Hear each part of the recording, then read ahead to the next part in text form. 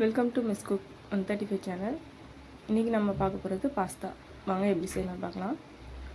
First தண்ணியை கொதிக்க நல்லா விடுங்க.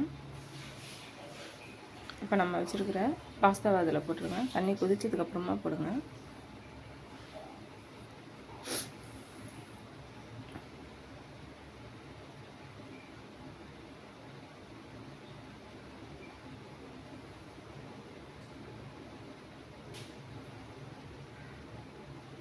இது கூடவே ஒரு ஸ்பூன் எண்ணெய் ஊற்றிக்கோங்க. எண்ணெய் எதுக்கு அப்படின்னா அப்போ தான் ஒன்றோட ஒன்று ஒட்டாமல் வரும்.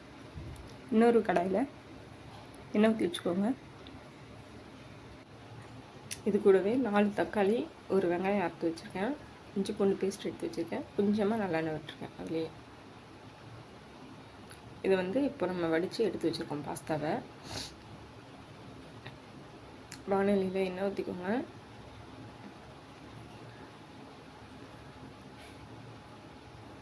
எண்ணெய் நல்லா காஞ்சதும் வெங்காயம்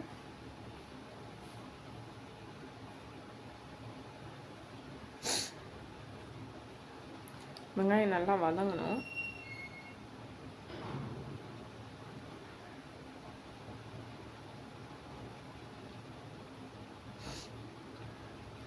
இது கூடவே நம்ம நறுக்கி வச்சிருக்க தக்காளியும் போட்டுக்கிறோம்.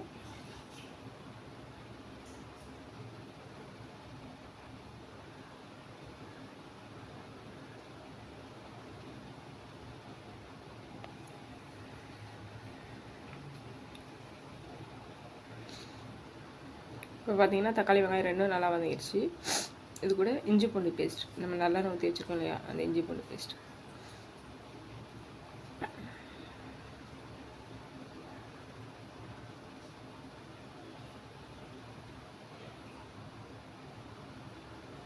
பச்சை வாடை போகிற வரைக்கும் நல்லா வதங்கணும்.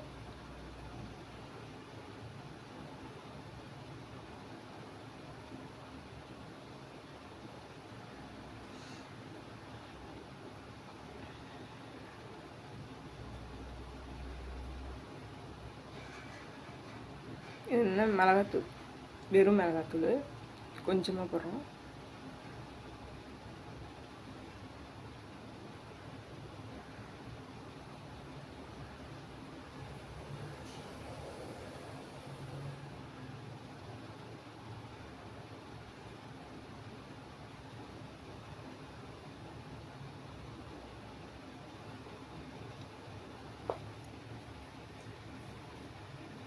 பாருங்கள் நல்லா வதங்கிடுச்சு, மேலே எண்ணெய் கிளம்பிடுச்சு. இப்போ இது கூட கொஞ்சமாக உப்பு போட்டுக்கோங்க.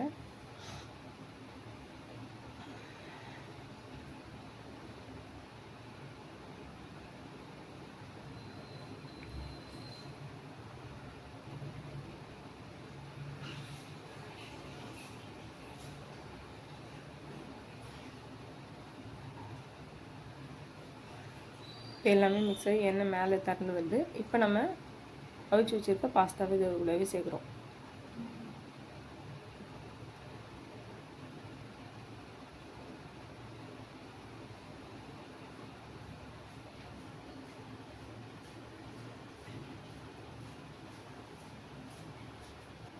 நல்லா கலரி எடுத்துக்கோங்க.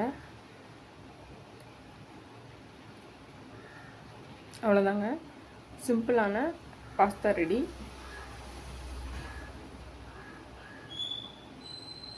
பேச்சுலர்ஸ் கூட செஞ்சு சாப்பிட்லாங்க. சிம்பிளாக செய்யக்கூடிய பாஸ்தா ரெடி.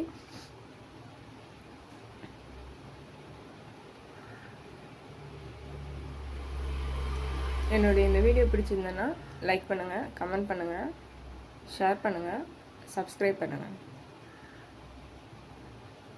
மல்லிச்செடி போட்டு இறக்கி வச்சுக்கோங்க. தேங்க்யூ.